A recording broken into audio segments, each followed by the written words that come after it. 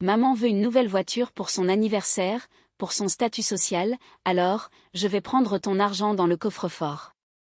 Je ne te demande pas la permission, car, nous avons tout décidé sans toi, avait aboyé mon mari, avant de se précipiter vers mon coffre.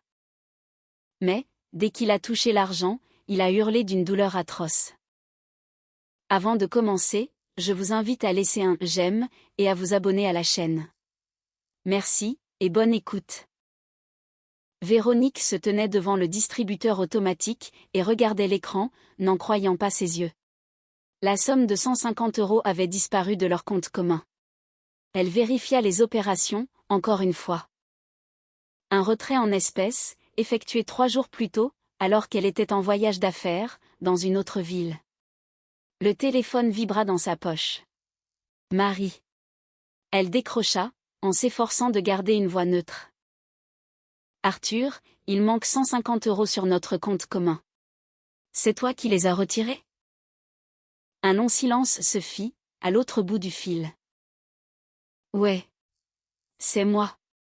Ma mère en avait besoin, de toute urgence. Son chauffe-eau est tombé en panne, et elle a inondé les voisins du dessous. Je n'avais pas le temps de t'appeler.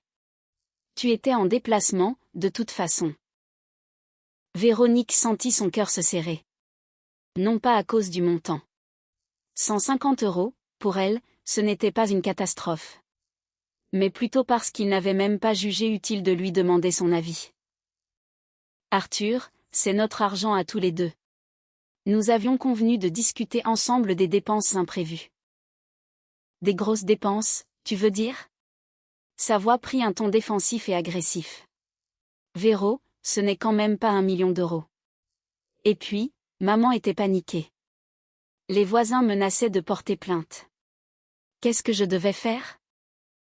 M'appeler, m'envoyer un message, ou, au moins, me poser la question. Écoute, ne fais pas un drame pour si peu. Je te rembourserai, quand j'aurai ma prime, à la fin du mois. Elle savait pertinemment qu'il n'y aurait aucune prime. Dans son entreprise de bâtiment, on promettait des primes depuis 6 mois, mais il y avait toujours une excuse pour ne pas les verser. D'accord, mais la prochaine fois, demande-moi, toujours. Elle raccrocha, sans attendre sa réponse. Véronique dirigeait une petite agence de publicité, qu'elle avait créée elle-même, de zéro, il y a 5 ans. Chaque euro, elle le gagnait par son propre travail, par ses nerfs, et par des nuits blanches passées sur des projets. Et le fait que son mari dispose de cet argent, même commun, sans la prévenir, la blessait bien plus qu'elle ne l'aurait cru. Le soir, elle rentra chez elle, épuisée. La journée avait été difficile, des négociations tendues avec un client capricieux, qui avait modifié le cahier des charges à 5 reprises. Arthur l'accueillit dans la cuisine, en remuant quelque chose dans une marmite. « J'ai préparé un pot-au-feu, dit-il, d'un ton conciliant. Ton préféré. » Véronique hocha la tête, et passa directement dans la chambre. Elle avait besoin de se changer, et de reprendre un peu ses esprits. Lorsqu'elle ressortit, sa belle-mère était déjà assise dans la cuisine. Jeanne. 61 ans. Des cheveux teints en roux, un rouge à lèvres vif, et la fâcheuse habitude d'apparaître au moment le plus inopportun. Elle vivait dans le quartier voisin, mais possédait les clés de leur appartement, un cadeau d'Arthur, au nouvel an précédent, que Véronique avait accueilli sans aucun enthousiasme. « Ma petite Véro, ma chérie. » La belle-mère se leva d'un bond, et se précipita pour la serrer dans ses bras. « Mon petit Arthur m'a dit que tu étais en voyage d'affaires. Comment ça s'est passé? Tu dois être horriblement fatiguée, non? » Ça s'est bien passé. Véronique se dégagea de l'étreinte, et s'assit à table. Le travail, toujours le travail. Jeanne soupira, et s'installa en face d'elle. Tu devrais lever le pied, ma petite Véro. C'est mauvais pour la santé. À ton âge, j'avais déjà mis mon Arthur au monde, je restais à la maison, et j'attendais que mon mari rentre du travail. Véronique garda le silence, tout en se servant du pot-au-feu. Ce refrain, elle l'entendait régulièrement. Moi, par contre, j'ai travaillé toute ma vie pour les autres, et je gagnais des miettes, poursuivit la belle-mère, sans attendre de réaction. J'ai travaillé à la bibliothèque municipale pendant 25 ans. Un salaire ridicule. Mais au moins, j'apprenais aux enfants à lire des livres. Et maintenant, ma retraite ne vaut pas un clou. 900 € par mois. Tu te rends compte? Qu'est-ce qu'on peut acheter avec ça? Arthur apporta le pain, et s'assit à côté de sa mère. Maman, tu sais bien que nous t'aiderons toujours, en cas de besoin. Ce n'est pas ce que je dis, mon chéri. C'est juste frustrant. Il y a des gens dont les enfants grandissent, et assurent leurs vieux jours, alors que moi, je dois tout faire toute seule. Toute seule. Véronique sentit la tension revenir en elle. Elle comprenait parfaitement où cette conversation menait. Jeanne, si vous avez besoin d'aide, vous pouvez simplement le demander directement, sans passer par ces sous-entendus. La belle-mère feignit la surprise. Quel sous-entendu, ma grande? Je partage juste mon quotidien. Ou bien, je n'ai plus le droit de parler avec ma propre famille?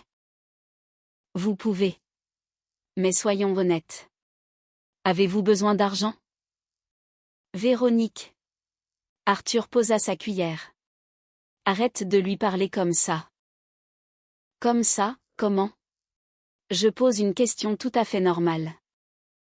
Jeanne se leva de table, en plaquant une main dramatique sur sa poitrine. Je vois bien que je suis de trop, ici. Mon petit Arthur, finis ton repas tranquillement, je m'en vais. Maman, reste.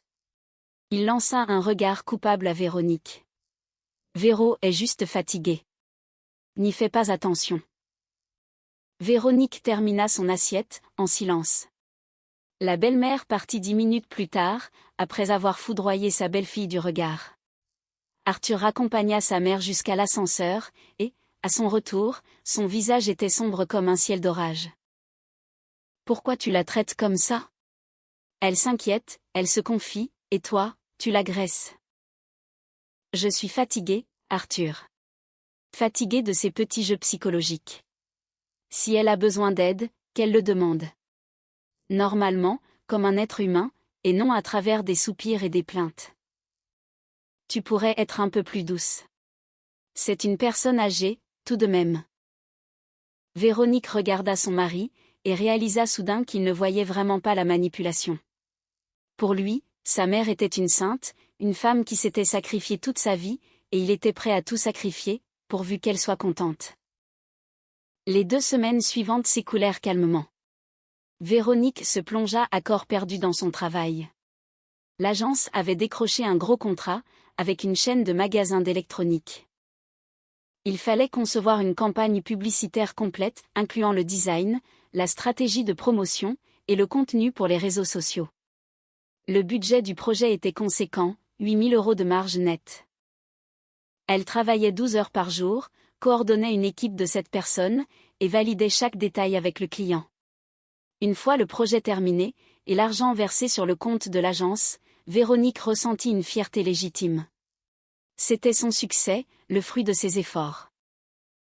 Le soir même, elle rentra plus tôt que d'habitude, avec une bonne bouteille de vin, et un plateau de sushis. Elle voulait fêter cette victoire avec son mari. Arthur était assis sur le canapé, le nez sur son téléphone, en train de taper un message. « Salut », Véronique posa les sacs sur la table. « J'ai une grande nouvelle. »« Laquelle ?» Il leva les yeux de son écran. « J'ai bouclé le projet pour la chaîne d'électronique. Le bénéfice net pour l'agence est de 8 000 €. Arthur bondit, et la serra dans ses bras. « Véro, c'est génial. Je suis trop content pour toi. Ça veut dire que les affaires marchent bien? » Oui, elles marchent même très bien. Ils passèrent à table. Arthur ouvrit le vin, et remplit les verres. Véronique ressentait une fatigue agréable, et l'anticipation d'un repos bien mérité. « Tu sais, dit-il après une pause, puisque tu rencontres un tel succès en ce moment, tu pourrais peut-être aider ma mère? Son réfrigérateur rend l'âme, et ses provisions pourrissent. Elle m'en a parlé hier. » Véronique reposa lentement son verre.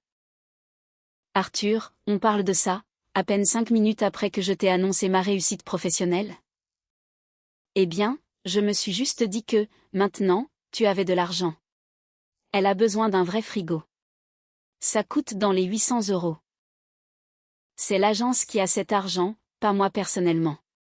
Ces fonds servent à payer les salaires, les impôts, le loyer des bureaux, et le nouveau matériel. Mais tu es la patronne, tu peux bien prendre un peu, non? Je peux, mais je ne le ferai pas, car ce sont les finances de l'entreprise, pas mon argent de poche. Il fronça les sourcils. Donc, le frigo de ma mère n'a aucune importance? C'est important, mais ce n'est pas ma responsabilité. Ta mère a sa retraite, et toi, tu as ton salaire. Si elle a besoin d'un frigo, cotisez ensemble. Mon salaire est une misère, tu le sais très bien. Je dois rembourser le crédit de la voiture, payer l'essence, et... Arthur, le coupe ATL, je ne suis pas obligé d'entretenir ta mère. C'est ta décision de l'aider. Mais pas à mes frais. Il repoussa son assiette. Je ne te reconnais plus. Tu es devenu dur, insensible. J'ai juste appris à valoriser mon travail. Ce n'est pas la même chose. Pour toi, l'argent est plus important que la famille. Pour moi, ce qui compte, ce sont les limites, et le respect de mes efforts. Il se leva de table, et partit s'enfermer dans la chambre. Véronique resta seule, à manger ses sushis froids. La soirée de fête était gâchée. Elle savait que d'autres discussions de ce genre les attendaient, et que ce serait de plus en plus difficile. 3 semaines passèrent. Véronique prit une décision, à laquelle elle songeait depuis longtemps. Elle avait besoin d'un coffre-fort. Elle mettait de l'argent de côté pour un projet de grande envergure, l'ouverture d'un 2e bureau, dans une ville voisine. Le loyer du local, les travaux de rénovation, l'équipement, et le fonds de roulement pour les 3 premiers mois, tout cela exigeait une somme importante. Elle avait déjà économisé 15 000 €, bien au chaud sur un compte séparé. Mais, Véronique souhaitait aussi garder de l'argent liquide à portée de main, en cas d'imprévu, ou pour des dépenses urgentes, impossibles à anticiper. Elle commanda donc un coffre-fort sur Internet. Un modèle compact, mais très robuste, équipé d'une serrure électronique à code. Quand on le livra et l'installa dans le dressing, Arthur était au travail. Le soir, il remarqua immédiatement la nouveauté. C'est quoi ça? Il se tenait dans l'encadrement de la porte du dressing, fixant la boîte métallique grise. Un coffre-fort. Je vois bien. Mais pourquoi faire? Pour garder des documents, et un peu d'argent en sécurité. Je vais bientôt avoir une grosse somme en espèces. Mais nous sommes une famille, Véro. Pourquoi un coffre? De qui te caches-tu? De personne. C'est juste une précaution, tout à fait logique. Tu n'as pas confiance en moi. Véronique se tourna vers lui. La confiance n'a rien à voir là-dedans. Ce sont mes économies, mes papiers importants, et c'est ma décision. Nous vivons sous le même toit. Nous avons un budget commun. Partiellement commun, oui. Mais ce que je gagne avec mon agence, m'appartient.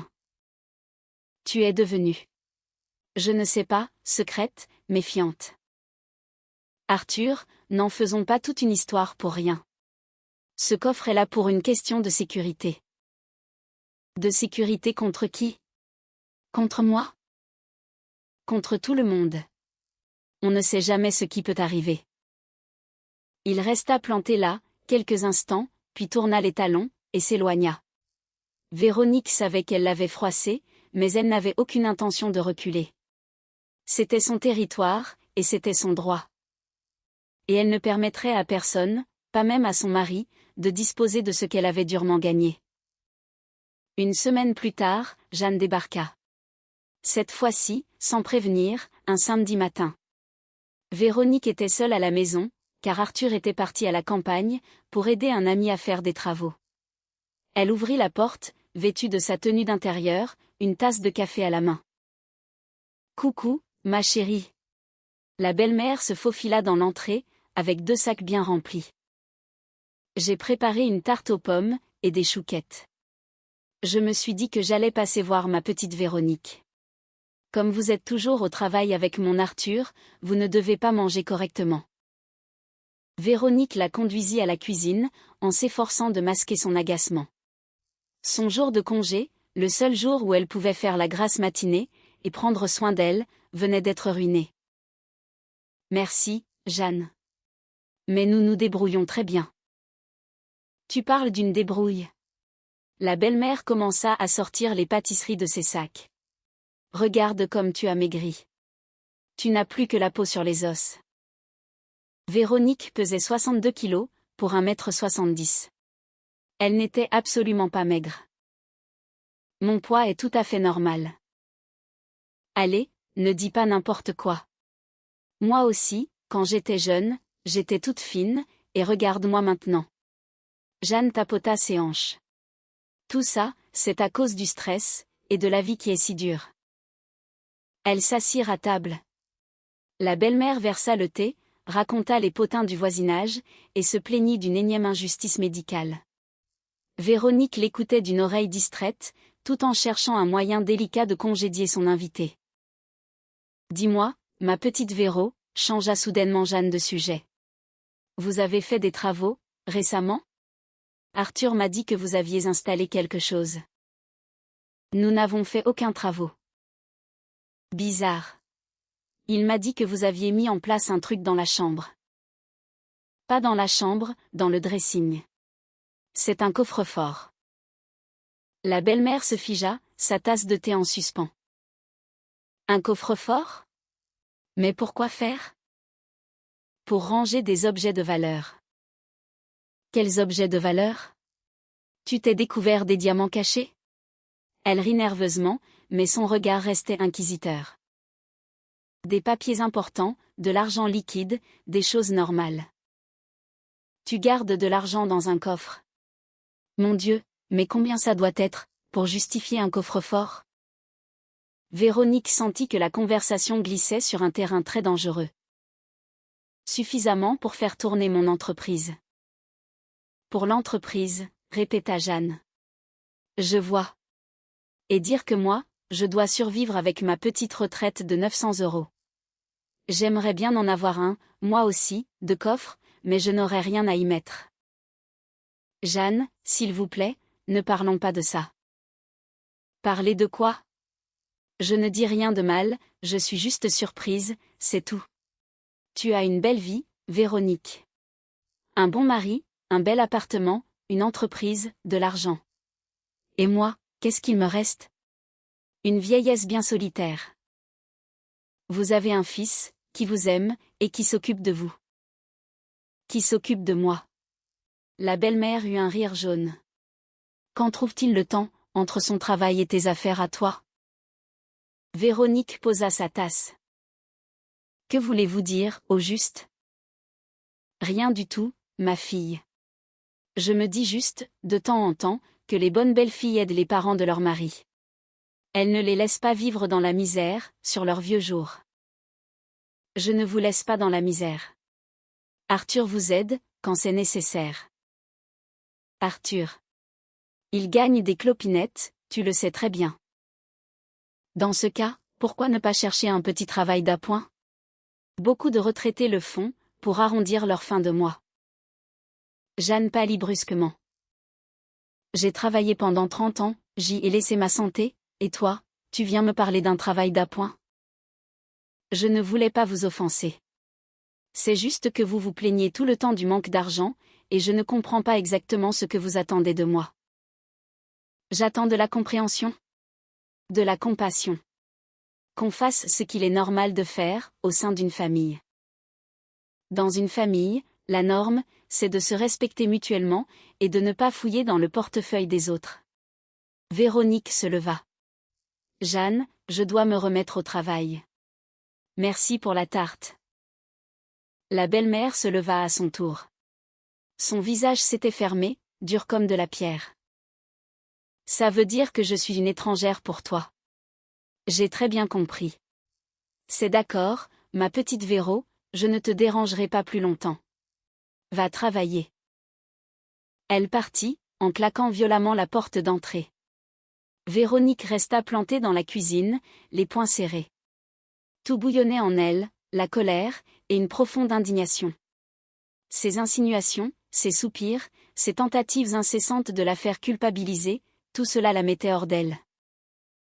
Le soir venu, Arthur rentra, sale et épuisé. Il prit une douche, se changea, et s'installa pour dîner. Véronique posa devant lui une assiette de pâtes. « Ma mère est passée ?»« Oui, elle est passée. »« Et alors, comment ça s'est passé ?»« Très mal. » Elle a encore remis le sujet de l'argent sur le tapis. Il laissa échapper un soupir. « Véro, qu'est-ce que ça te coûte, franchement ? Aide-la, juste un peu. » « Arthur, jusqu'à quand ça va durer ? Je n'ai pas l'obligation d'entretenir ta mère. Personne ne te demande de l'entretenir. Juste de l'aider, de temps en temps. Tu l'aides déjà en permanence, un coup pour l'électroménager, un coup pour ses médicaments, ou pour je ne sais quoi d'autre. Je n'y vois aucun inconvénient, mais c'est ton salaire, et c'est ta décision. Mais mon salaire est minuscule. Alors, trouve un meilleur travail. Il la regarda avec des yeux remplis de reproches. C'est facile à dire. Vivre confortablement avec mon argent, c'est facile aussi, lâcha-t-elle, sans réfléchir. Arthur blêmit brusquement. C'est donc ça que tu penses de moi ? Que je vis à tes crochets ? Ce n'est pas ce que je voulais dire.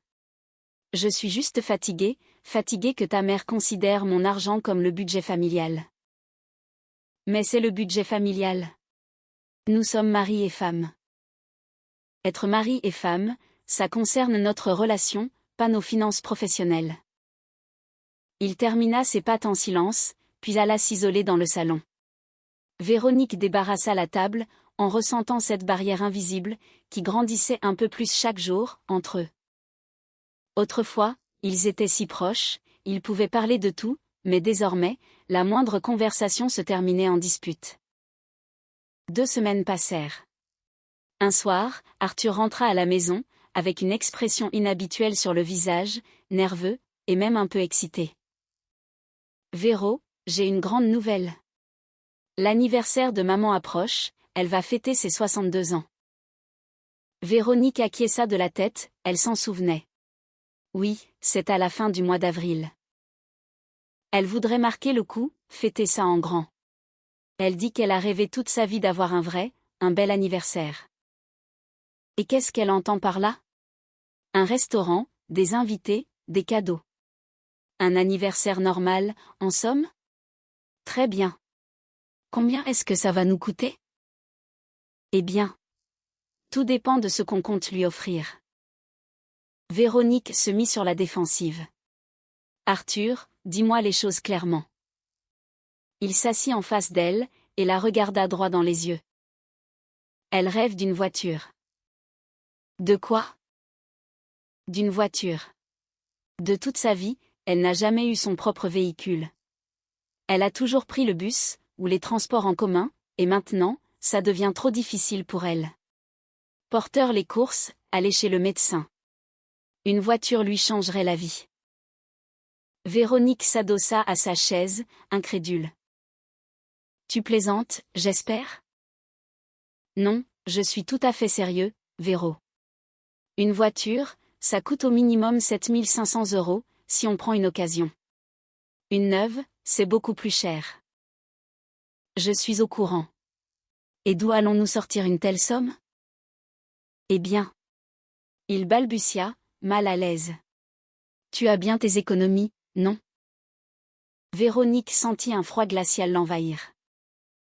J'ai des économies pour mon entreprise, pour financer l'ouverture de mon 2e bureau. J'ai mis 2 ans à réunir cet argent. Mais maman ne te demande ça qu'une seule fois dans sa vie. C'est pour son anniversaire. Un anniversaire, c'est tous les ans. Véro, essaie de comprendre, c'est vital pour elle. Elle s'est privée toute sa vie, elle a fait des économies sur tout, pour m'élever. Aujourd'hui, c'est à notre tour de lui faire un beau cadeau. Notre tour ? Combien est-ce que tu gagnes, au juste ? 1 500 €, alors que j'en gagne 8000. Donc, quand tu parles de notre cadeau, tu parles en réalité de mes économies. Mon argent. Nous sommes une famille, Véronique. La famille n'est pas une excuse pour dilapider mes économies d'entreprise, pour acheter une voiture à ta mère. Il se leva, irrité. Ça veut dire non? C'est un non catégorique. On ne va même pas en débattre. Non, on ne va pas en débattre. Arthur fit les 100 pas dans la cuisine. Tu sais, maman m'avait prévenu que tu étais comme ça. Je refusais de la croire, mais maintenant, j'ouvre les yeux. Comme ça, comment? Radine. Égoïste. Tu ne penses qu'à ta petite personne. Véronique se leva à son tour. Je pense à notre avenir. À l'avenir de notre foyer. Cet argent, c'est un investissement pour l'entreprise qui nous nourrit, l'entreprise qui te nourrit, qui paie le loyer de cet appartement, ta propre voiture, et tes vêtements. Mais moi aussi je travaille. Oui, pour un salaire de misère, qui finit toujours dans la poche de ta mère. Il leva la main, comme pour la frapper, mais s'arrêta net. Il devint tout pâle, et baissa le bras. Pardon, je ne voulais pas. Va-t'en, Arthur. Sors d'ici. Il quitta la pièce. Véronique s'assit par terre, au beau milieu de la cuisine, en serrant ses genoux contre sa poitrine. C'était le commencement de quelque chose de terrible, elle le sentait au plus profond d'elle-même. Sa belle-mère voulait une voiture, une belle voiture, un symbole de réussite sociale.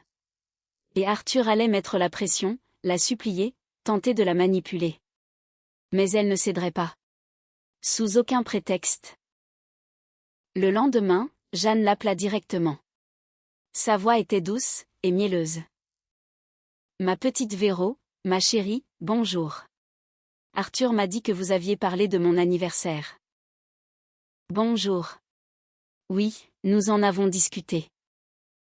Et alors, que penses-tu de mon idée? Laquelle, exactement? Eh bien, pour la voiture. J'ai regardé les annonces. Il y a de très bonnes affaires. Une Renault Clio, par exemple, ou une Peugeot 208. Elles ne sont pas neuves, mais en très bon état. Pour 7500 €, on peut trouver son bonheur. Jeanne, je n'ai pas cette somme à consacrer à un cadeau. Comment ça, tu n'as pas l'argent? Et le coffre-fort, alors, il sert à quoi? Véronique crispa sa main sur le téléphone. Cet argent est destiné à mon entreprise. Ma petite, mon bonheur ne vaut-il pas un tel sacrifice? J'ai élevé Arthur toute seule. J'ai sacrifié ma vie entière pour lui. Aujourd'hui, j'ai envie de vivre un peu pour moi. Alors, vivez avec votre retraite. Avec vos 900 €. C'est une mauvaise blague? Je ne plaisante pas. Je vous dis simplement que je ne vous achèterai pas cette voiture. Donc, tu me dis non? Oui. Un lourd silence s'installa. Je vois. Eh bien, je vais te dire une chose, Véronique. Arthur est mon fils unique. Et si tu n'es pas capable de respecter sa mère, je ferai tout mon possible pour qu'il s'en rende compte. Tu m'entends bien? Je vous entends très bien. Parfait. Alors, réfléchis-y à 2 fois. La famille est bien plus importante que l'argent. Elle raccrocha. Véronique resta figée, le téléphone à la main. La menace était claire, nette et précise. Sa belle-mère venait de déclarer la guerre. Le soir venu, Arthur rentra tard. Il se coucha sans même se déshabiller, et se tourna face au mur. Véronique n'essaya pas de lui parler. Elle avait compris que les mots ne servaient plus à rien. 3 jours plus tard, Jeanne lui envoya le lien d'une annonce. Une Renault Clio noire, de 2018, affichée à 7500 €. Le message était accompagné d'une photo, et la voiture avait effectivement fière allure. C'est celle-ci que je veux. Pense-y, Véronique, ce n'est pas qu'un simple cadeau, c'est une preuve de respect envers notre famille.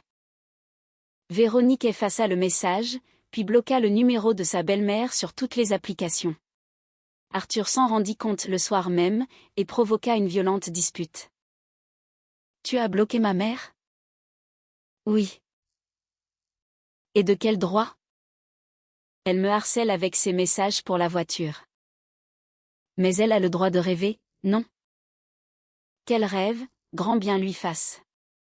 Mais sans m'impliquer. » »« Tu es insupportable, Véronique. » »« Peut-être bien. Mais au moins, je ne me laisse pas manipuler. » Il partit dormir chez sa mère, et ne rentra qu'au petit matin, ivre et furieux, pour s'effondrer sur le canapé. À partir de ce jour-là, ils ne s'adressèrent presque plus la parole.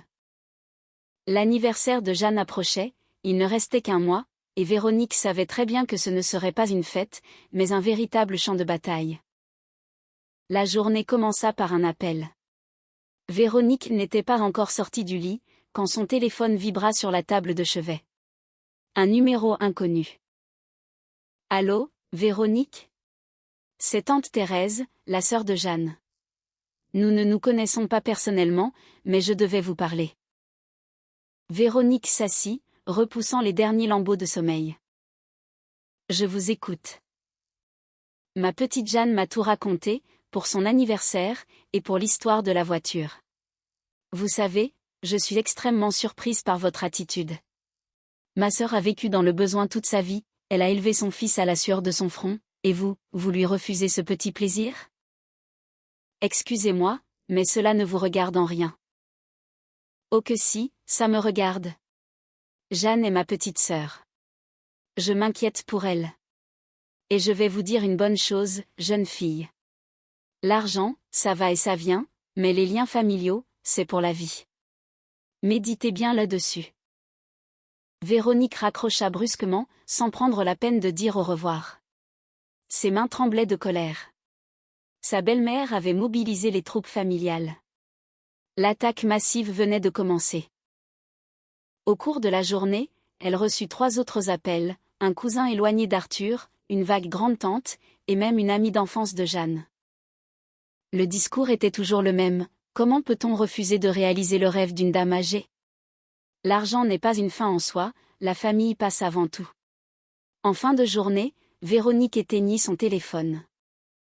Elle s'installa devant son ordinateur, en essayant de se concentrer sur son travail, mais ses pensées vagabondaient. C'était une véritable campagne de harcèlement, organisée de toutes pièces, et minutieusement planifiée. Le but était de la briser psychologiquement, et de l'obliger à capituler. Arthur rentra tard, l'air épuisé, mais incroyablement déterminé. « Ma famille t'a appelé ? » ?»« En effet. C'est toi qui leur as demandé de le faire ? » ?»« Non.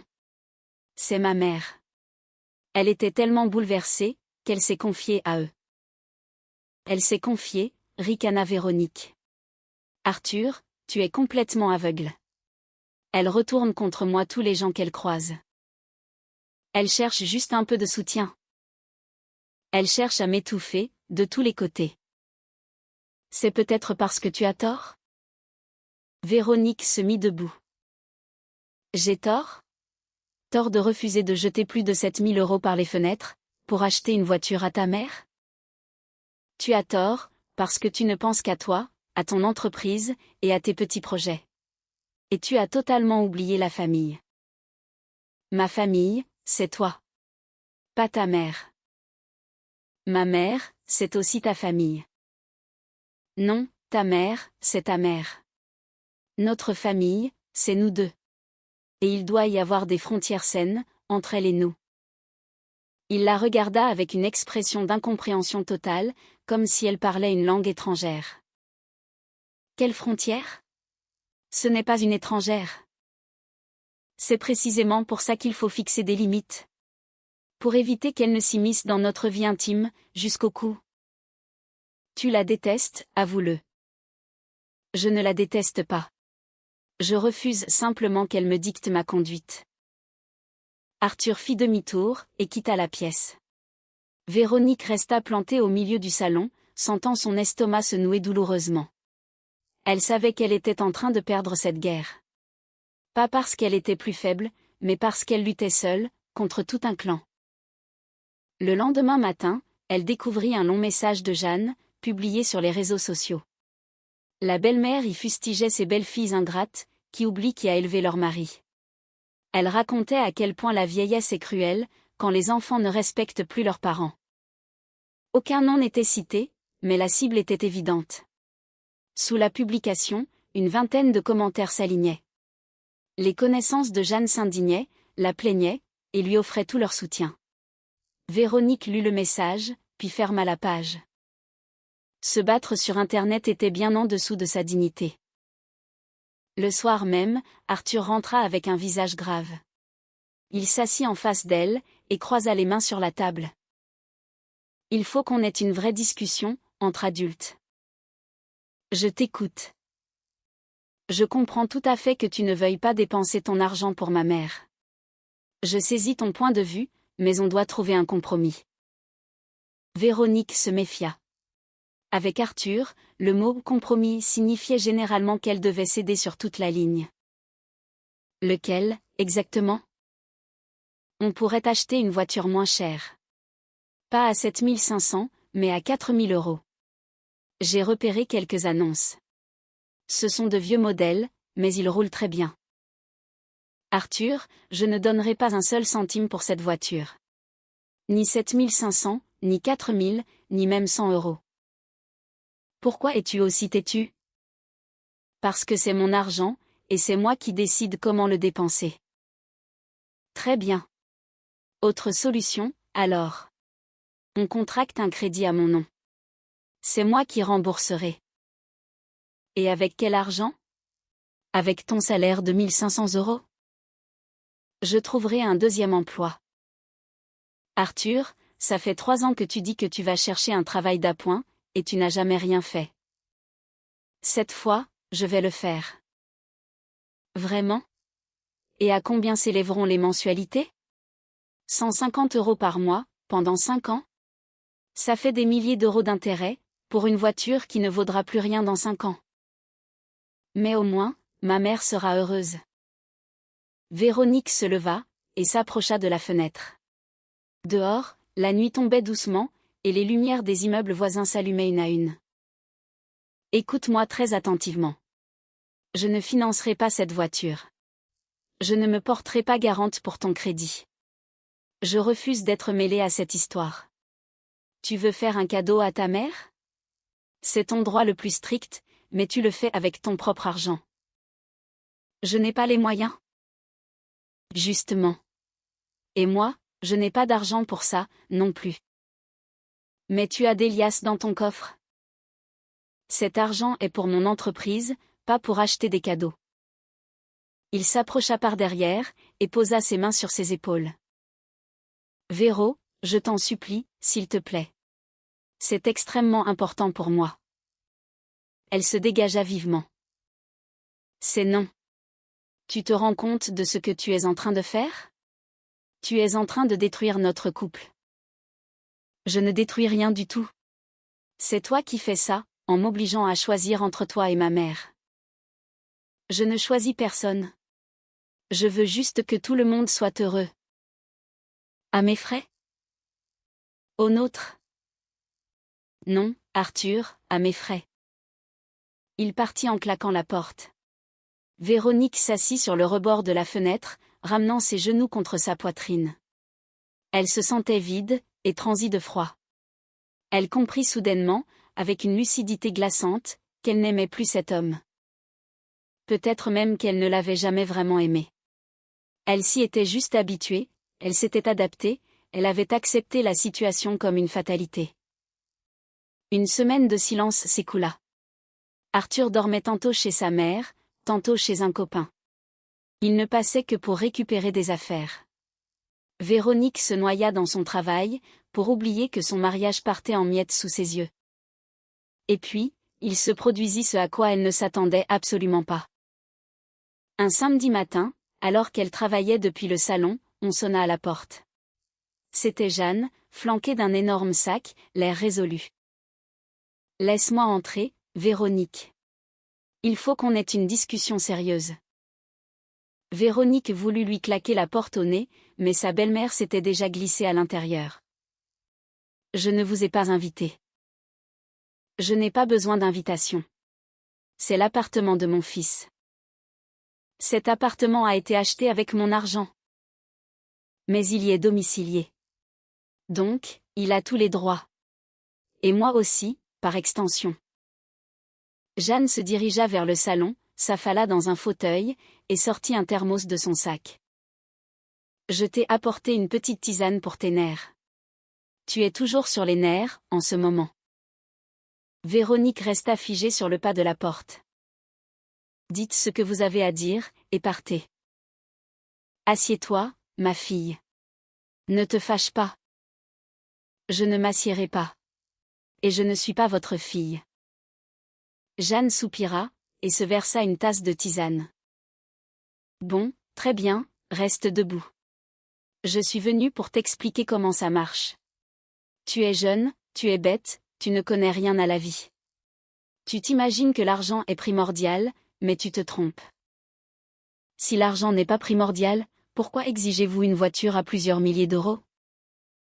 Je n'exige rien du tout, je demande. C'est très différent. Pour moi, c'est du pareil au même. Et c'est bien ça, ton problème, ma petite Véronique. Tu ne fais pas la différence, tu n'as aucune idée de ce qu'est une famille. La famille, c'est l'entraide mutuelle, c'est le respect des aînés, et la protection des plus jeunes. La famille, c'est d'abord le respect des limites de chacun. Jeanne éclata de rire. Des limites? Quelle limite entre une mère et son fils? Je l'ai mis au monde, je l'ai nourri, je l'ai élevé. J'ai le droit légitime qu'il prenne soin de moi. Vous en avez le droit, oui, mais pas avec mon argent. Son argent, c'est ton argent. Vous êtes mari et femme. Mon argent reste mon argent. La belle-mère vida sa tasse, et se leva majestueusement. Tu sais quoi, Véronique? J'ai essayé de faire les choses en douceur, mais tu refuses de comprendre. Alors, je vais te dire une bonne chose. Arthur est mon fils. Mon seul et unique fils, la prunelle de mes yeux. Et si on m'oblige à choisir entre toi et lui, je le choisirai, lui, systématiquement. Et lui fera de même. Parce qu'on n'a qu'une seule mère. Des épouses, on peut en trouver à l'appel. Dans ce cas, laissez-le chercher. Tu le laisses partir aussi facilement? Je ne retiens pas quelqu'un qui n'a aucune envie d'être avec moi. Jeanne plissa les yeux. Quelle fierté mal placée. On verra bien combien de temps cette fierté va durer, quand tu te retrouveras toute seule, sans mari, sans famille, enlacée avec tes billets dans ton coffre-fort. Je ne serai pas seule. J'ai un métier, j'ai des amis, j'ai ma vie. Ton métier, ricana la belle-mère. On verra bien si ton métier saura te tenir chaud, pendant les longues soirées d'hiver. Elle quitta les lieux, abandonnant Véronique au centre du salon. La menace ne pouvait pas être plus claire. Jeanne venait de lui déclarer une guerre ouverte. Et dans cette guerre, le prix à gagner, c'était Arthur. Le soir même, il appela. Sa voix était étrange, distante, glaciale. Ma mère m'a dit qu'elle était passée te voir. En effet. Et que vous êtes-vous dit? Elle a essayé de m'intimider. Véro, tu compliques tout. Il suffisait de dire oui, et il n'y aurait jamais eu tous ces problèmes. Je dis non, et je continuerai à dire non. Dans ce cas, je ne sais plus quoi faire. Fais un choix, Arthur. Elle, ou moi. Ce n'est pas juste de me demander ça. C'est au contraire très juste. Je suis incapable de choisir. Alors, ton choix est déjà fait. Elle raccrocha. Au fond d'elle, régnait un calme étrange, presque libérateur. Le pire était déjà arrivé. Il avait choisi sa mère. Il ne lui restait plus qu'à écrire le mot de la fin. Le lendemain, Véronique prit rendez-vous avec son avocate. Une femme d'une 50aine d'années, au regard vif, et au ton posé. Véronique, êtes-vous absolument certaine de votre choix? Totalement. Très bien. Procédons dans les règles. L'appartement est-il à votre nom? Oui, je l'ai acheté avant notre mariage. Parfait. Votre entreprise aussi? Oui. Dans ce cas, en cas de divorce, il ne pourra pratiquement rien réclamer. Vous avez signé un contrat de mariage? Non. C'est dommage, mais dans votre situation, les choses restent simples. Nous allons lancer la procédure de divorce. Nous ne partagerons que les biens acquis en commun. Et qu'y a-t-il exactement? Une voiture, à son nom.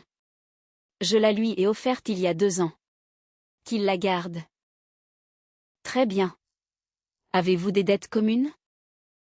Non. Alors, d'ici 2 mois, vous serez une femme libre. Véronique sortit du cabinet, avec une liasse de documents. Le divorce. Elle n'aurait jamais imaginé en arriver là, mais elle n'avait pas le choix. Partager sa vie avec un homme qui la trahissait pour satisfaire les caprices de sa mère lui était devenu insupportable. Le soir même, elle téléphona à Arthur. Viens à la maison. Il faut qu'on parle. Il arriva 1 heure plus tard, le regard fuyant, sur la défensive. Que se passe-t-il? Assieds-toi. Il s'exécuta. Véronique posa les documents devant lui. Ce sont les papiers du divorce. Arthur blêmit instantanément. Tu as complètement perdu la tête? Non, j'ai simplement pris une décision. À cause d'une voiture, à cause du fait que tu as privilégié ta mère au lieu de moi, à cause de ta surdité face à mes besoins, et parce que je suis épuisée de lutter contre vous deux. Véro, attends, on peut en discuter. Il n'y a plus rien à discuter. Ma décision est irrévocable. Mais je t'aime, moi. Tu m'aimes? Mais pas assez pour faire de moi ta priorité. Il lui attrapa la main. Je peux changer, je te le jure.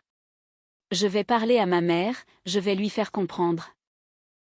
Arthur, tu ne changeras pas, car tu refuses de voir où est le problème. Je le vois.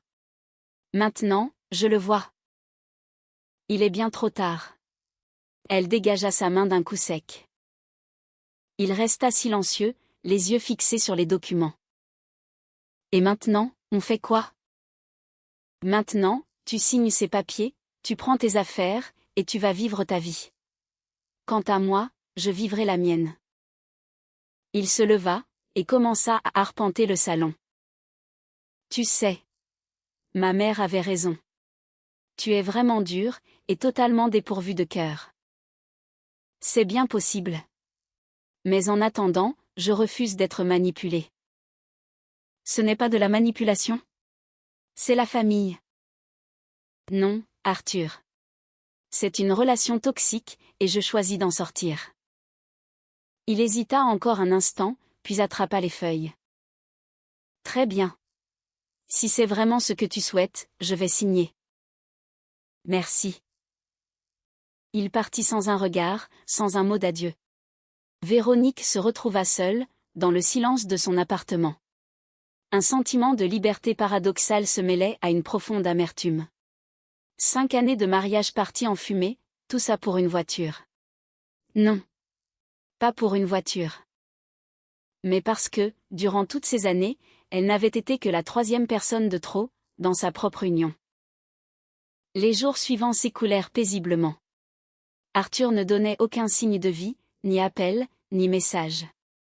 Véronique se plongea dans ses dossiers, enchaîna les rendez-vous clients, et planifia l'ouverture de sa nouvelle succursale. La vie reprenait son cours. Puis, 3 jours avant l'anniversaire fatidique de Jeanne, un événement étrange se produisit. Véronique télétravaillait, lorsqu'elle entendit le cliquetis d'une clé dans la serrure. Elle sursauta, et se précipita dans l'entrée. Arthur se tenait sur le seuil, son trousseau à la main. « Que fais-tu ici? » ?»« J'habite ici. » »« Non. Nous sommes en instance de divorce. La procédure n'a pas encore abouti. J'ai changé d'avis. » « Comment ça, changer d'avis? » Il avança dans le couloir, et balança sa veste sur un meuble. Je refuse de divorcer, Véro. On peut encore arranger les choses. Arthur, sors d'ici immédiatement. C'est aussi chez moi. Je suis domicilié à cette adresse. Cet appartement est à moi, et j'exige que tu partes. Essaie donc de m'y obliger. Véronique sentit un frisson lui glacer le sang. L'homme qui se tenait devant elle n'était plus son mari, c'était un parfait inconnu. Froid, déterminé, et menaçant. Qu'est-ce qui se passe, au juste? Il se passe ce qui aurait dû arriver depuis bien longtemps. J'ai eu une longue discussion avec ma mère, et elle a entièrement raison. Tu me manipules, tu contrôles l'argent, et tu humilies ma famille. Moi, j'humilie ta famille? Oui, parfaitement. Tu as osé refuser un cadeau à ma mère. Tu m'as rabaissé, en me traitant de moins que rien. C'est toi qui détruis notre couple. Arthur, tu es en plein délire. Non, j'ai enfin ouvert les yeux. Et tu sais quoi? Ma mère aura sa foutue voiture, quoi qu'il en coûte. Avec quel argent? Il la dévisagea, et Véronique lut dans son regard quelque chose de terrifiant. Ce n'était ni de la colère, ni de la rancœur, mais une détermination froide et implacable. Avec le tien.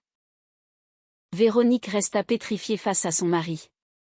Pour la première fois depuis qu'elle l'avait épousé, elle vit dans ses yeux une étincelle de pure folie. Sors de chez moi, tout de suite. C'est hors de question, répondit calmement Arthur. Je ne bougerai pas d'ici, et cet argent ira directement à ma mère. Tu as perdu la raison?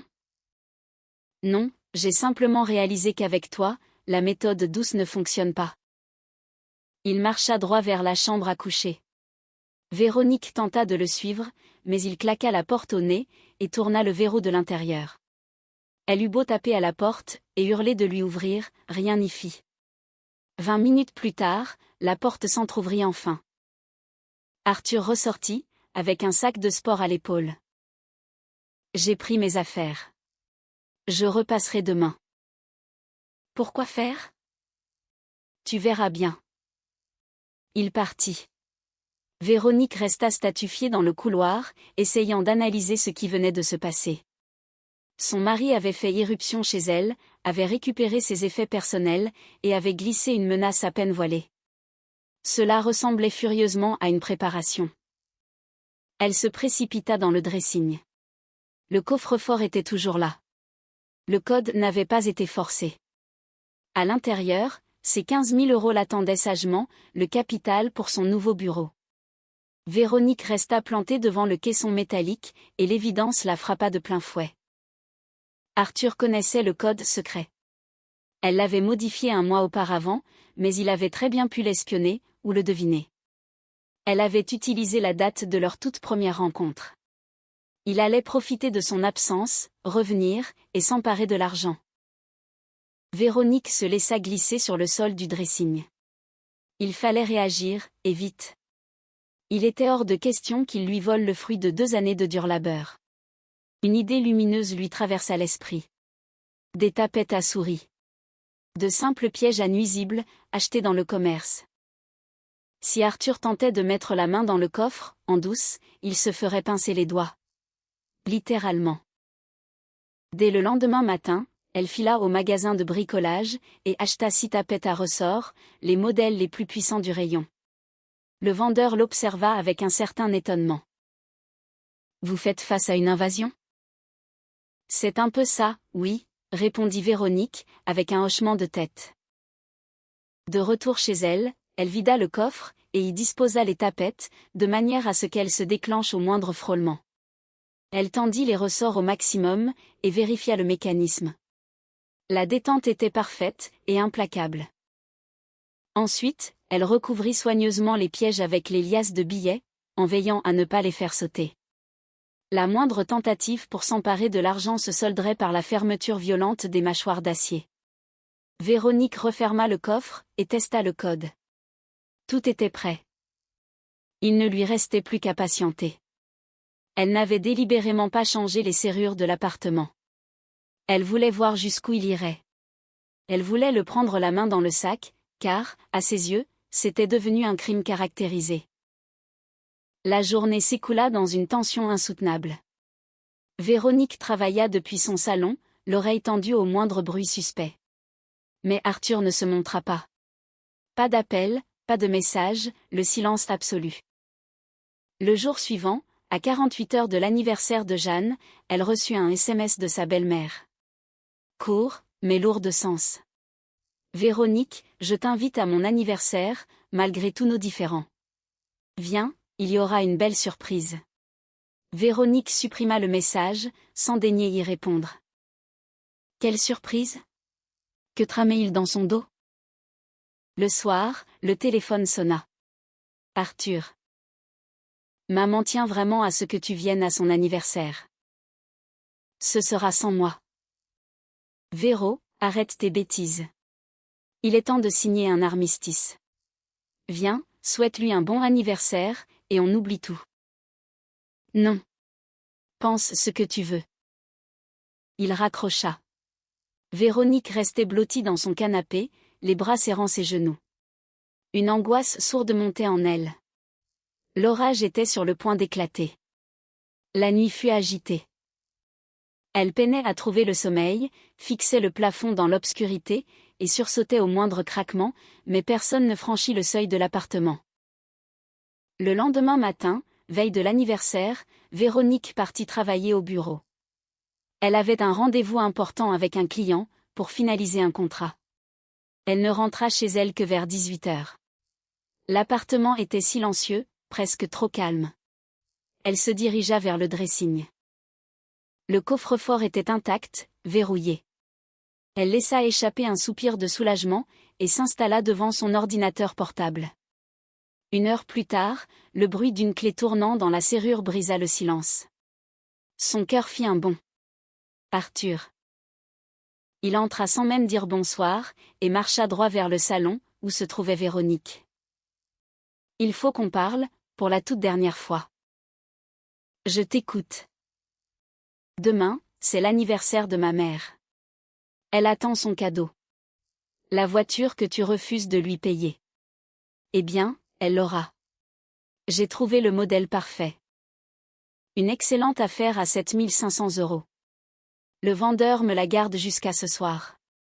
Et j'ai besoin de l'argent qui se trouve dans ton coffre. Véronique referma lentement l'écran de son ordinateur. Tu n'auras pas un seul centime. Je ne te demande pas ton autorisation. Arthur, c'est ma propriété exclusive. Tu n'en as aucun droit. J'en ai tous les droits. Je suis ton mari. Ton futur ex-mari. Le divorce n'est pas encore prononcé, donc, je suis toujours ton mari, et je suis en droit de réclamer la moitié de tout ce que nous possédons. La moitié des biens acquis durant notre mariage. Cet argent, je l'ai gagné à la sueur de mon front, grâce à mon entreprise, une entreprise qui a pu grandir parce que c'est moi qui te nourrissais. Véronique éclata d'un rire amer. Moi qui te nourrissais? Avec tes misérables 1500 €? C'est moi qui payais les courses, l'essence, les factures. Des broutilles. C'est moi qui assumais tout le reste. Arthur se mit debout, le visage fermé comme un bloc de marbre. Tu sais quoi, Véronique? Je suis fatigué de me disputer. Fatigué de te supplier. Fatigué de m'humilier devant toi. Dans ce cas, prends la porte. Certainement pas. Parce que j'ai pris une décision. Et laquelle? Que l'argent ira à ma mère, quoi qu'il arrive. Nous en avons discuté, et nous avons tout planifié. Sans me concerter? Oui, sans toi, parce que de toute façon, tu refuses d'entendre raison. Véronique se leva d'un bond, et s'avança jusqu'à le frôler. Écoute-moi avec la plus grande attention. Si tu oses toucher à mon argent, je porterai plainte contre toi, pour vol, pour effraction, et pour tout ce que je pourrai trouver. Tu finiras en prison. Tu rêves. Tu n'auras aucune preuve. Nous sommes mariés. C'est l'argent du ménage. Non, c'est mon argent à moi. C'est ce qu'on verra. Il pivota sur ses talons, et se dirigea vers la porte d'entrée. Il s'arrêta sur le seuil. À demain, Véronique. Demain, tout sera réglé. Ma mère conduira sa nouvelle voiture, et toi, tu auras ton précieux divorce, et tu pourras pourrir avec ton argent. Toute seule. La porte claqua violemment. Véronique resta figée au milieu de la pièce. Un frisson d'effroi lui parcourut l'échine. À demain, avait-il dit. Demain, il viendrait donc récupérer le butin. Elle fila dans le dressing, pour inspecter le coffre. Les pièges à souris étaient toujours en place, les ressorts tendus à craquer. Elle s'assit par terre, tout contre, ramenant ses jambes contre elle. Demain, c'était l'anniversaire de Jeanne. Arthur débarquerait, tenterait de dérober les billets, et elle l'attraperait. Elle le prendrait la main dans le sac, au sens propre du terme. La nuit s'étira, sans le moindre répit. Véronique resta éveillée, les yeux fixés au plafond, ressassant tous les scénarios imaginables. Arthur allait-il venir le matin, l'après-midi, ou le soir? Elle se devait d'être présente, pour le prendre au piège. Le petit matin se leva, grisâtre et pluvieux. Véronique prit une douche, s'habilla, et se préparait un café, lorsque la sonnette retentit. Elle alla ouvrir. Arthur se tenait devant elle, et, dans son ombre, se profilait la silhouette de Jeanne. « On est là », annonça-t-il, d'une voix tendue et étrange. « Pour quelle raison ? » « Pour une ultime discussion. » Véronique tenta de repousser le battant de la porte, mais Arthur avait déjà forcé le passage. Jeanne le suivit de près, en balayant l'appartement du regard. « Avancez jusqu'au salon », ordonna froidement Véronique. Ils obtempérèrent, et s'installèrent sur le canapé. Véronique préféra rester debout. « Je vous écoute. Parlez. » Jeanne tira un mouchoir de son sac, et le porta à ses yeux. « Ma petite Véro, ma chérie. C'est mon anniversaire aujourd'hui, j'ai 62 ans. J'ai eu une vie tellement difficile. J'ai élevé mon garçon toute seule, en me privant de tout. Et aujourd'hui, au crépuscule de ma vie, je n'aspire qu'à un tout petit bonheur. Une petite voiture, pour aller à mes rendez-vous médicaux, ou rendre visite à mes amis à la campagne. Ce n'est pas demander la lune, si. C'est au contraire une demande exorbitante. 7 500 €. Pour toi, ce n'est qu'une goutte d'eau. Tu as ton agence, tu as plein de liquidités. Pour moi, ce sont 2 années de travail acharné. Des années que je n'ai pas passées à m'amuser, mais à développer mon entreprise. Jeanne lâcha un sanglot. Mon petit Arthur, explique-lui. Dis-lui combien j'ai toujours rêvé d'avoir ma propre voiture. Arthur se leva. Maman en a rêvé toute sa vie, et toi, tu le lui refuses par pur caprice. Par pure méchanceté. Par pur bon sens. Non, par égoïsme, pur et dur. Véronique se tourna vers lui. Très bien. Mettons un terme à cette mascarade. Vous êtes venu pour me soutirer de l'argent, et je refuse de vous le donner. C'est terminé. Maintenant, sortez de chez moi. Arthur échangea un regard avec sa mère. Celle-ci hocha imperceptiblement la tête. Il fit un pas vers Véronique. Nous ne partirons pas les mains vides. Essayez donc de me voler par la force, et j'appelle la police. Appelle-la. Le temps qu'ils arrivent, nous serons déjà très loin. Quoi ? Jeanne se leva, et essuya ses yeux. Il n'y avait pas l'ombre d'une larme. Tu nous prends pour des idiots ? Nous avons tout préparé, ma petite Véronique. Mon Arthur connaît le code de ton fameux coffre-fort. Nous allons récupérer cet argent. Partir d'ici, et acheter la voiture de mes rêves. Et toi, tu pourras appeler la police, le président de la République, ou le pape en personne, tu n'auras aucune preuve. Véronique fit un pas en arrière. Vous êtes sérieux, là ? On ne peut plus sérieux. Arthur se dirigea d'un pas décidé vers la chambre. Véronique s'élança pour le rattraper, mais Jeanne lui agrippa violemment le bras. « Reste ici, ma grande, et ne te mêle pas de ça. C'est inévitable. » Véronique se dégagea brusquement, et courut après Arthur. Il était déjà dans le dressing, planté devant la porte du coffre. « Ne touche à rien. » Il se retourna. Son visage exprimait un mélange de détermination aveugle et de triomphe. « Désolé, Véro, mais on a pris la décision sans toi. » Il pivota vers le boîtier électronique et commença à taper la combinaison. Véronique restait clouée dans l'encadrement de la porte, les poings contractés. Son cœur tambourinait si fort dans sa poitrine, qu'elle crut qu'il allait la transpercer. Le mécanisme se déverrouilla avec un léger clic. Arthur ouvrit la lourde porte, plongea le regard à l'intérieur, et aperçut les billets. « Les voilà », souffla-t-il avec soulagement, en tendant la main. Véronique perçut la suite des événements, comme au ralenti. Les doigts de son mari s'approchèrent d'Elias, les effleurèrent, puis tentèrent de les agripper. Et soudain, un claquement métallique, sec et percutant, déchira le silence. Suivi d'un autre, puis d'un troisième. Arthur ne cria pas, il ne gémit pas. Il hurla à plein poumon, terrassé par une douleur foudroyante, brutale, et totalement inattendue. Il retira violemment son bras, mais les tapettes s'étaient déjà refermées sur ses doigts. Il y en avait 3, 2 sur la main droite, et une autre qui lui avait coincé la main gauche, avec laquelle il avait tenté de retenir les billets. Maman veut une nouvelle voiture pour son anniversaire, pour son statut social, alors, je vais prendre ton argent dans le coffre-fort. Je ne te demande pas la permission, car, nous avons tout décidé sans toi, avait aboyé mon mari, avant de se précipiter vers mon coffre. Mais, dès qu'il a touché l'argent, il a hurlé d'une douleur atroce. Arthur tomba à genoux, en ramenant ses bras contre sa poitrine.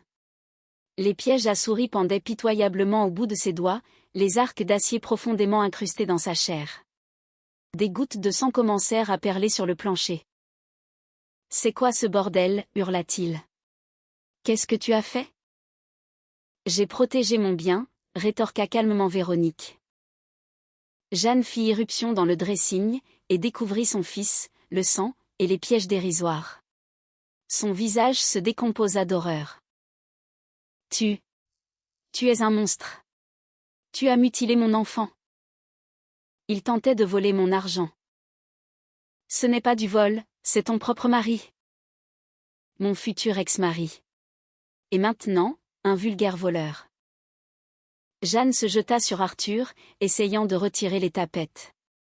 Il hurlait de douleur, et la repoussait. Les ressorts étaient tellement bandés, qu'il était impossible de les écarter à main nue.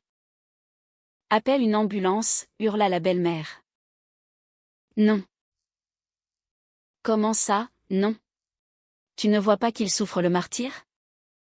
Qu'il appelle lui-même. Ou faites-le, vous. Je ne suis pas à votre service. » Véronique sortit son téléphone de sa poche, ouvrit l'application appareil photo, et déclencha la vidéo. « Qu'est-ce que tu fabriques ?» Jeanne tenta de faire bouclier de son corps, pour cacher son fils. « Je rassemble des preuves.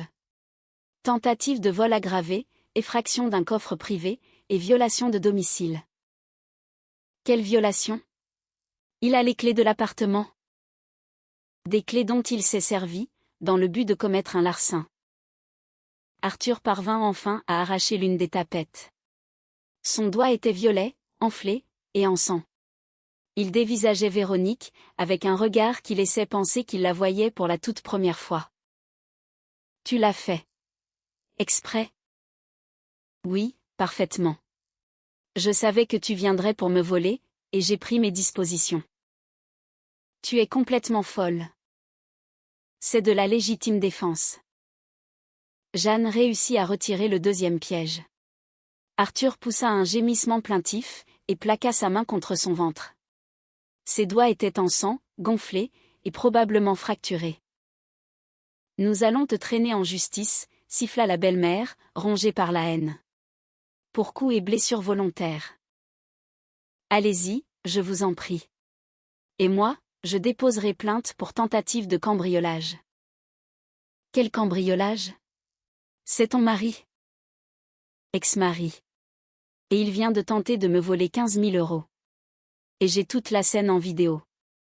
Véronique agita son téléphone. Jeanne devint livide. Tu avais tout manigancé depuis le début. Tu t'es préparé contre des cambrioleurs, et tu as truffé ton coffre de pièges. J'en ai parfaitement le droit. Tu savais qu'il allait venir? Je m'en doutais. Et l'histoire m'a donné raison. Arthur se releva, en titubant. Son bras gauche pendait mollement le long de son corps, et il pressait sa main droite contre sa poitrine. Son visage était baigné de sueur et de larmes de douleur. Je vais appeler les flics, croassa-t-il. Fais donc. Et tu leur expliqueras, en détail, comment tu as essayé de vider le coffre-fort de ta femme? De mon ex-femme. La procédure n'est pas finie, on est toujours mariés. C'est un vol, point barre. Jeanne empoigna son fils par son bras valide. Viens, on s'en va. Tout de suite. Cette fille est dangereuse. Moi, je suis dangereuse? Véronique éclata d'un rire cristallin. Vous vous pointez chez moi à deux, pour me dépouiller, et je n'ai fait que défendre mes biens. Tu aurais pu le tuer avec tes engins de torture. Les tapettes à souris ne tuent personne, elles se contentent de briser les doigts des voleurs. Arthur se traîna vers la porte de sortie. Jeanne le soutenait par le bras, pour l'empêcher de trébucher. Dans l'encadrement de la porte, il se retourna une dernière fois. Tu vas me le payer très cher. J'en doute fortement. Je vais te ruiner au tribunal. Fais-toi plaisir. Ils s'en allèrent. Véronique entendit la lourde porte d'entrée se refermer avec fracas. Elle resta debout dans le dressing, les yeux rivés sur le coffre-fort grand ouvert. Des gouttes écarlates tachaient le sol. Les tapettes traînaient par terre, et deux d'entre elles étaient encore armées. Elle se laissa doucement glisser sur le sol. En elle, régnait une paix étrange, un vide immense, et un soulagement indicible. Tout était enfin terminé. Véronique verrouilla le coffre, ramassa les pièges, nettoya les traces sur le sol, se changea, et alla s'installer sur le canapé avec une tasse de thé brûlant. Une demi-heure plus tard, son téléphone sonna. Un numéro inconnu. Allô, Madame Véronique? Ici le commissariat de police. Nous venons d'enregistrer une plainte pour coups et blessures, déposée par votre mari, Arthur. Je n'ai porté de coups à personne. Néanmoins, nous devons éclaircir la situation. Pourriez-vous passer au poste, pour nous donner votre version des faits? Bien sûr. À quel moment? Aujourd'hui, si cela vous est possible. Je serai là dans 1 heure. Véronique arriva au commissariat, munie des captures d'écran imprimées de leurs échanges, de la vidéo tournée le matin même, et des documents prouvant qu'elle était l'unique propriétaire de l'appartement, et du coffre-fort. Elle s'assit face à l'inspecteur, et relata les faits, avec calme et précision. Si je comprends bien, vous affirmez qu'il tentait de vous dérober votre propre argent? Exactement. J'avais anticipé ce risque, et j'avais installé un système de protection, des tapettes à souris à l'intérieur de mon coffre. C'est un procédé dangereux. Ce sont mes biens personnels. Je suis en droit de les protéger. Sauf qu'un individu a été blessé. C'est un voleur, qui s'est blessé avec un mécanisme de défense passive. Je n'ai frappé personne, je n'ai bousculé personne, je n'ai attaqué personne. Je n'ai fait que protéger ce qui m'appartient. L'inspecteur visionna la vidéo, lut les textos, et se gratta l'arrière du crâne. Écoutez, la situation est pour le moins délicate. Elle est au contraire limpide. Il s'est introduit chez moi, a forcé mon coffre, et a essayé de me voler mon argent, sans mon consentement. C'est un vol qualifié. Mais vous êtes encore légalement mariés. Nous sommes en instance de divorce. Et, même si nous ne l'étions pas, le mariage ne lui donne en aucun cas le droit de se servir dans mes économies, sans m'en avertir. L'inspecteur laissa échapper un profond soupir. Entendu, nous allons tirer ça au clair. Veuillez rédiger une déposition. Véronique rédigea une déclaration minutieuse, étayée par des dates et des faits concrets. Elle signa le procès-verbal, récupéra sa copie, et quitta le commissariat avec le sentiment du devoir accompli. Le soir même, une amie l'appela. « Véro, tu vas bien ? Céline m'a dit que tu traversais une mauvaise passe. » « Tout va pour le mieux, je suis juste en plein divorce. » « Et pourquoi ? » ?»« À cause de ma belle-mère, à cause de l'argent, à cause de tout ça, mélangé. »« Tu veux qu'on aille boire un verre ? » ?»« Non, merci.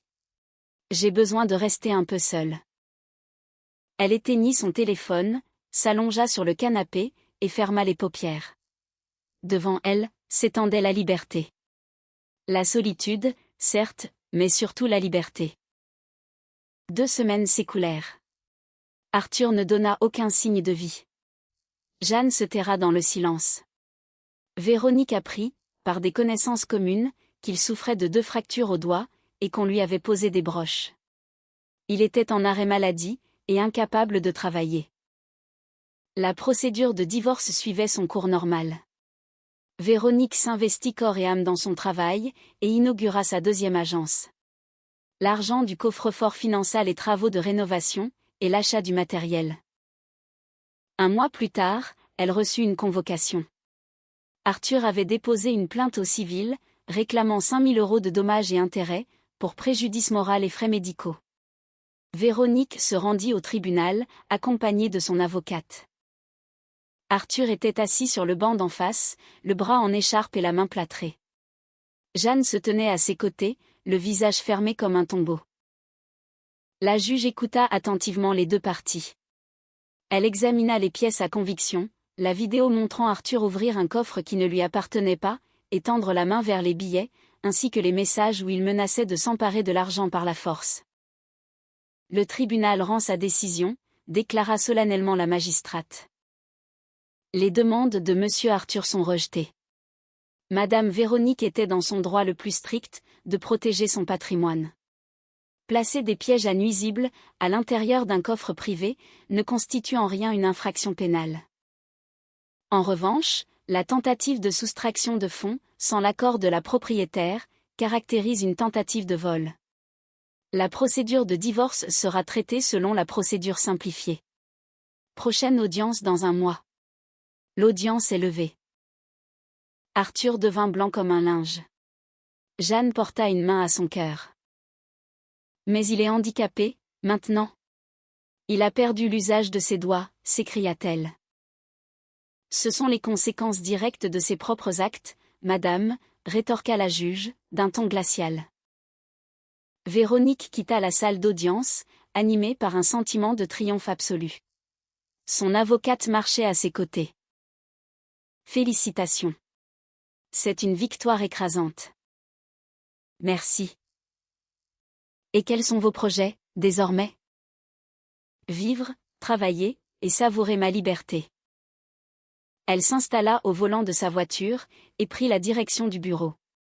En chemin, elle se surprit à sourire. C'était la première fois, depuis de très longs mois. Le divorce fut officiellement prononcé 2 mois plus tard. Rapidement, et sans esclandre supplémentaire. Arthur ne daigna pas se présenter à l'audience finale, et fit parvenir son consentement par courrier recommandé. Véronique récupéra le jugement de divorce, et, l'après-midi même, elle prit la route pour la mer, seule, pour une semaine de vacances. Elle avait besoin de souffler, de retrouver ses esprits, et d'entamer ce nouveau chapitre de sa vie. Assise sur la plage, bercée par le ressac des vagues, elle repensa à tous ces événements. À ce mariage qui avait volé en éclats, parce qu'elle avait refusé d'être un simple distributeur automatique de billets, au service d'inconnus. À ce mari, qui avait choisi de privilégier sa mère, au détriment de sa propre femme. À cette belle-mère, qui la considérait comme la propriété exclusive de son fils. Et, pas une seule seconde, elle ne regretta son choix. Ni les tapettes à souris dans le coffre, ni l'intransigeance dont elle avait fait preuve. Car parfois, être intransigeant est le seul moyen de se protéger soi-même. À son retour, elle lança officiellement son deuxième bureau. L'agence prit de l'ampleur, et le nombre de clients explosa. Véronique travaillait toujours 12 heures par jour, mais c'était son propre travail, son choix de vie, et sa réussite personnelle. Parfois, des échos concernant Arthur lui parvenaient. Il était retourné vivre chez sa mère, et avait dû changer d'emploi, car ses doigts n'avaient jamais retrouvé toute leur mobilité. Jeanne, quant à elle, continuait de prendre le bus. Son rêve de posséder une voiture ne s'était jamais concrétisé. Véronique n'éprouvait aucune joie malsaine, elle continuait simplement à tracer son chemin. Il lui arrivait de se sentir seule, et elle aurait parfois aimé avoir une épaule sur laquelle s'appuyer. Mais, une chose était sûre, plus jamais, au grand jamais, elle ne permettrait à quiconque de dicter sa vie, de contrôler ses finances, ou de prendre des décisions à sa place. Une année s'écoula, puis une autre. L'agence était devenue une entreprise florissante et reconnue. Véronique s'était offert un appartement plus spacieux, une voiture plus luxueuse, et avait adopté un chien, un grand labrador répondant au nom de Max. Un jour, en passant devant la devanture d'un supermarché, elle remarqua une silhouette familière. Jeanne se tenait près de l'entrée, les bras chargés de sacs de courses. Elle avait vieilli, et ses traits étaient tirés, fatigués. Véronique passa devant elle, sans même un regard, sans un bonjour. L'ancienne belle-mère ne la vit pas, ou fit semblant de ne pas la voir. Véronique monta dans sa voiture, mit le contact, et jeta un œil dans le rétroviseur central. Le reflet qu'elle y vit était celui d'une femme sereine, et sûre d'elle-même.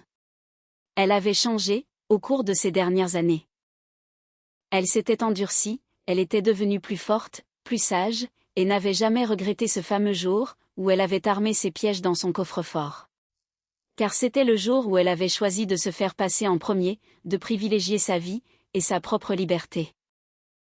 Et c'était incontestablement le meilleur choix qu'elle n'ait jamais fait. Le véhicule démarra doucement, laissant loin derrière le supermarché, et Jeanne avec ses sacs encombrants. Laissant loin derrière un passé, qui n'avait désormais plus aucune emprise sur elle.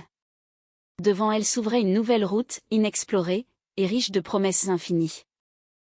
Et Véronique roulait vers l'horizon, le cœur léger, consciente qu'aujourd'hui, c'était elle la seule maîtresse de son destin. Et personne d'autre. Max aboya joyeusement sur la banquette arrière, en cherchant une position confortable. Véronique esquissa un large sourire. On rentre à la maison, mon grand. Vers notre vie libre, et paisible.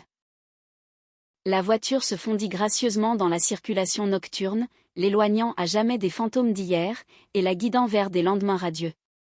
Un avenir où plus personne ne lui ordonnerait de céder son propre argent. Un avenir où personne ne la traiterait d'égoïste, simplement parce qu'elle connaît la juste valeur de son travail. Un avenir où elle vivrait pour elle-même, et non pour satisfaire les ambitions démesurées, ou les caprices d'autrui. Et ça, c'était la décision la plus honnête, et la plus brillante, qu'elle ait jamais prise de toute sa vie.